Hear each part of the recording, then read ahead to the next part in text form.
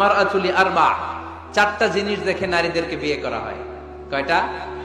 লিমালিহা, এদের সম্পদ আছে কিনা, ওয়ালি জামালিহা, সৌন্দর্য আছে কিনা, ওয়ালি হাসাবিহা, তার status, academic status, family status, social status, এগুলো আছে কিনা। 4 নাম্বার লিদিনিহা, মেয়ের দিনদারি, ধার্মিকতা। বিশ্বনবী বলেন ফাযফার বিযাতিদ দ্বীন, এই চারটার মধ্যে থেকে দিনদারিকে প্রাধান্য নিয়ে তুমি বিজয়ী হয়ে যাও।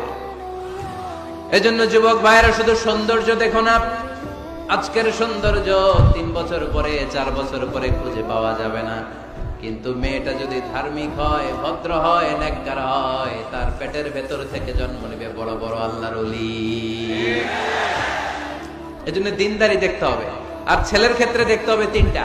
কয়টা? মেয়ের ক্ষেত্রে আমরা কয়টা দেখলাম? 4টা। এর মধ্যে বেশি গুরুত্ব দিতে হবে কোনটা? দিনদারি। আর মেয়ের বাবা যারা আছেন বা মেয়ের বড় ভাই যারা আছেন,